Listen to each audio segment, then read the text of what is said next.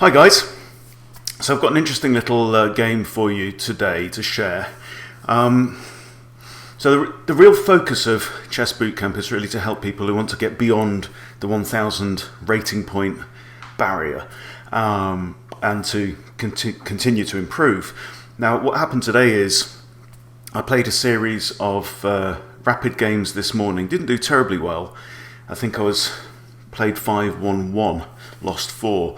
Then I did one more, and this doesn't happen very often, but chess.com gave me a player who was 400 points lower rated than me. Okay, they tend to match you quite well, but there is quite a wide range in theory that it'll match. So this is me. I'm rated 1427, I think, at the time. My opponent's called Past It, rated 1027 or 1028. Now, I think this is instructive for anyone who wants to get beyond that 1000 rating mark, because what you're going to see in this game is an intermediate player, myself, playing more standard regular development that adheres to the general principles of chess better. So with the question in mind, what do I have to do to beat a 1000 rated player, or just over 1000 rated? That's what you're going to have to do if you're going to get to 1000 rated. This is what you do to beat. I did win the game. This is what you do to beat a 1000 rated player. Okay. They actually played pretty well. The game went on for quite a long time, 32 moves. But I think particularly in the opening, what you're going to see is you're going to see how I played more principled opening ideas. My opponent didn't really blunder, but didn't follow standard basic principles. And if you want to get beyond 1000, all you need to do is follow those standard basic principles. And of course, the 3 rules of Chess Bootcamp: take your time, watch out for your king safety, and make moves that control as much of the board as possible and give your pieces lots of maneuverability. Okay, so I'm starting with e4. I've been trying to play the Scotch Gambit recently. e5, knight to f3. And then my opponent plays, I think, a slightly unusual move. I mean, it is the Philidor defense, but one thing that this move does on the second move is that dark squared bishop now has nowhere to go. It's only got one square it can move to. So that's slightly unusual. I have a piece out in the board, my opponent does not. Okay, so I bring a second piece out. So now I'm looking at, and then I bring a second piece out, so now I've got my knight is considering f7, my bishop is looking at f7. f7 is a standard weakness and target at the start of the game, just like f2 for white. Obviously I can't move my knight to g5 yet because the queen could come in and take it, so first I've got to move d3 or d4. My opponent brings out light square bishop to pin the knight. That's fine, I'm not too concerned. My queen is defending the knight, so I can go ahead and castle safely. I've now got 2 pieces out on the board and I've castled. My opponent captures, right? Now, what this does, he's now spent 2 moves, bring the bishop out, and then capture, right? I recapture, and look at the board now. My opponent now has 0 developed pieces. I have 2 developed pieces and I've castled. Okay, so that was a poor decision to bring the bishop out. It's a valid move, but when you look at the situation of the pieces now, I'm in a much stronger position and I'm looking at mate in 1. Queen takes f7 would be checkmate. So my opponent has to do something about it, brings out the queen to f6. Now I don't want to trade of queens really right now. I think, I'm the stronger player. The more pieces there are on the board, the more complex the situation is. That should favour me. more than my opponent. Okay, so, and I particularly don't want his queen to capture my queen on f3, because the only way to recapture would be to take with g2, exposing my king. I don't want to do that. So I need to move my queen. So I moved my queen here to g4. Maybe a better move would actually have been b3, because then I'm looking at this undefended b7 pawn, and I'm reinforcing my bishop with a view to attacking f7 still, but I decided to move there. Brings his knight out. Okay, I bring my knight out, then he pushes a pawn. So what you can notice right now is, just in the first 7 moves, let's whiz back to the start. Look how quickly I get my king safe and castled, okay, within 7 moves, okay? Move 1, move 2, move 3, and on move 4, I castle. That's the quickest way you can do it. You have to move a pawn, get your king's bishop out, get your king's knight out, castle, okay? And see the differences that this makes to the game, okay?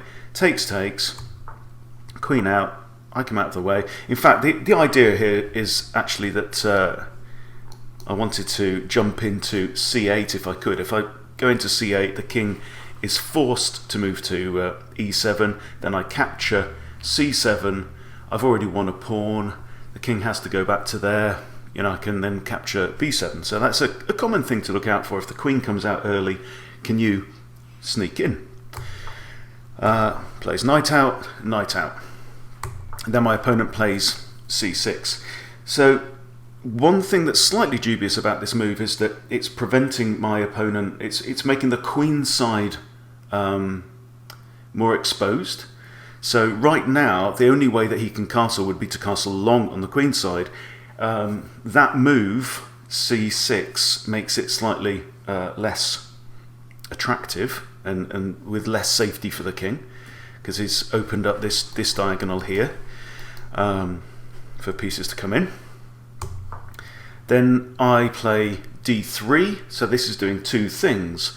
I'm protecting my bishop and my pawn on e4, and I'm opening up, moving off d2, so that my dark squared bishop can now come up maybe somewhere like g5 to harass the black queen, and also maybe look at this d8 square preventing black from castling long.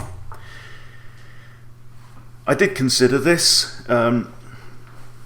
b5 is another pawn move. I think that lower rated players make, one of the key things that you find is that lower rated players make a lot of unnecessary pawn moves. The higher up you go, and the stronger the players that you play against, you notice that they tend to, they'll only make a pawn move when it's the right time to do it, because moving your pawns is actually, in a way, much more critical than moving your pieces, because pawns can't move backwards, they cannot retreat. So now that this pawn has gone from b7 to b5, it can only carry on up the board, okay? And if you notice, as the game progresses, these pawns are actually pretty weak, okay? So what we've got is now a c6 pawn that is hanging, it's completely undefended, right? So I thought about this is okay, I can move my bishop just back to b3, he pushes again, so I give my bishop an escape square. This is very standard on a2, and I'm still looking at that weak f7. You know, I would call this another unnecessary pawn move, right? Where's black going to put his king? Where's he going to find safety? I've already made my king safe. Black hasn't done it yet, and that is one of the fundamental, most basic principles in chess. You want to get your king safe as quickly as possible while developing pieces, and you know, then you can think about what I'm going to do in the game. But h5 there has really weakened the king side now, so where's he going to put this king? Makes another pawn move, which is understandable. So he's got a pawn here on d6 that's preventing his dark squared bishop from coming out. So he can now move his dark square bishop to one of these squares, maybe. That's an idea. I bring my bishop in now to harass the queen, and it's also got the benefit now of connecting my rook. That's another principle that you want. It's almost like we've got these stages in the game. Yeah. So you want to develop all your minor pieces. You want to castle, get your king safe. You want to connect your rooks. Then you want to centralize your rooks if possible. Make sure your queen's out in the board, and that's when you start to think about putting an attack together. Right? Just general throwing pawns at your opponent is not likely to win you many games. So queen retreats now to g7. This is, I think it's pretty much forced actually. I don't think the queen's actually got anywhere better to go than that. So it's a pretty good move, I think, for me. So now I decide, right, what have I done? I've completed my development now. So now I can think about attacking black's position. I've got a nice rook on the f-file, got a decent pawn structure, that light squared pawn chain here with these ones. So now it's time to attack. So I'm going to throw my f-pawn up the board. If black takes here, I've got queen takes with now a triple attack on f7, so I'm pretty confident at this point. Black plays the bishop out to e7, which doesn't concern me too much. I think if the bishop were to take me, pawn recaptures or queen recaptures, you can start to see these holes now in black's position. So I go ahead and grab the pawn. Knight comes in to recapture. I bring my bishop back to kick the knight away. Attacks my queen. Queen moves back to f2. Knight comes in, I capture.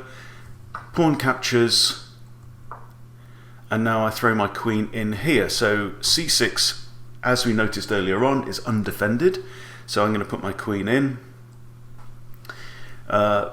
If I can force black to castle, then I've got another target. I can come back from here and look at h4, which is currently, which will be undefended. It's currently only protected by that rook. If black castles, it's not protected at all. Okay, so black castles, and now I've got a decision to make. Do I push ahead with my attack, or do I start gobbling up some pawns like Pac-Man? So I thought about that for about a minute. I decided to take the pawns that are on offer. There's no reason to leave these pawns here to march up the board and bother my bishop and my knight on b3 and c3. Black moves his king across. I grab a second pawn, also noticing that e5 is also hanging. Black moves a rook across, probably didn't realise that e5 was hanging. So now I'm 3 pawns up in the game. 3 pawns is a big difference when you get to an endgame, right? So at this point now, I'm starting to shift modes and thinking about towards the endgame. Can I swap off the queens? Can I swap off any minor pieces? Grab any more pawns? Black kind of sacrifices the exchange here with rook takes bishop. I recapture with a pawn. I'm now 5 points up, so I've got 3 pawns plus the exchange. Comes in with an attack on the queen, and the bishop was hanging, so I just grabbed the bishop. Okay. Now this is interesting. So black now comes in with an attack, and I'll confess that I didn't spot this. Okay, but I think it turns out all right. So the knight and the queen together. It's only 2 pieces in an attack. It's not ideal. So the knight comes in with a check. I have to capture, because if I just moved the king, say to g1, he's got another check, and I don't want to be in a perpetual check situation. If we end up with a draw by repetition, right? Because he's 400 points behind me, this would be a 15-1 game, right? I win 1 point if I win. If I lose the game, I lose 15 points. But what that means is if it's a draw, I would lose 15 minus 1 divided by 2 is 7, right? I would actually lose 7 points if we draw, so I have to avoid a draw. So I capture the knight to avoid that perpetual check risk. Queen recaptures, and it's slightly annoying now because this queen's well placed. It's defending h4 and defending f7 as well. So I bring my rook over. I figure that black now does not have a way, without bringing in another piece, to get through this situation. So black plays h3 anyway. I'm not too concerned about that, so I come back with a check. So this is an intermediate move. It means that my queen gets two turns, really. Black moves, and I bring my queen now into g3. Very solid. I'm pretty comfortable here. I know that b2 is hanging, but I'm not concerned here about pawns too much. I've got an extra minor piece, 3 extra pawns. This is now just a case of doing the simple things. You know, we don't have to do a brilliant genius finish, a wonderful checkmate. It's always nice if you can, but you win chess games by doing the simple things. Right? Swap off material when you're ahead. Make sure you've got more pawns. Try and convert a pawn to a queen, and that's the game over. Comes in, takes the pawn, not really necessary. I can now bring my queen back, which is defending b2, and I'm happy about that. Black puts his queen on a7, which is a bit of an unusual move. So I decide to bring my knight into the center of the board and towards black's king. Makes a lot of sense. Queen to d4 is looking at b2, but b2 is defended. d3 is not defended.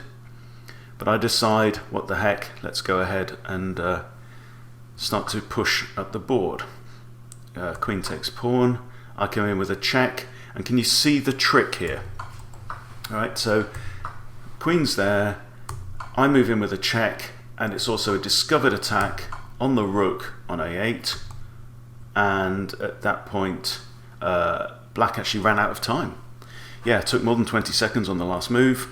But it's a thoroughly winning situation. So, you know, what did we do in the game? Let's just go all the way back to the start, okay? And just review these first moves. e4, e5, knight comes out, pawn move, bishop comes out. So I've now got 2 developed pieces. Black has 1, which he then in the next move throws away. So he's wasted 2 moves by swapping off his own bishop, and he didn't need to do that, right? Compare the situation. If he leaves his bishop there, leaves my knight pinned, he could bring a second piece out into the board, right? Any of these, or the queen could even come out. I mean, so one good idea could be perhaps like queen to f6 here, and then on his next move takes. If queen recaptures, and then he forces me to recapture with g2, exposing my king. So this is just premature idea, right? But this, I now have 2 pieces out on the board to his none. So, you know, in the first 4 moves, really, he's already given up any initiative that he might have had, and he's looking at a mate in 1 situation. So, you know, these first few moves of the game are really critical. There's a reason why the chess masters bang on and on about openings. They are really, really important. So I hope that's been instructive for you. Yeah, I'll see you next time I want to make a video. Take care.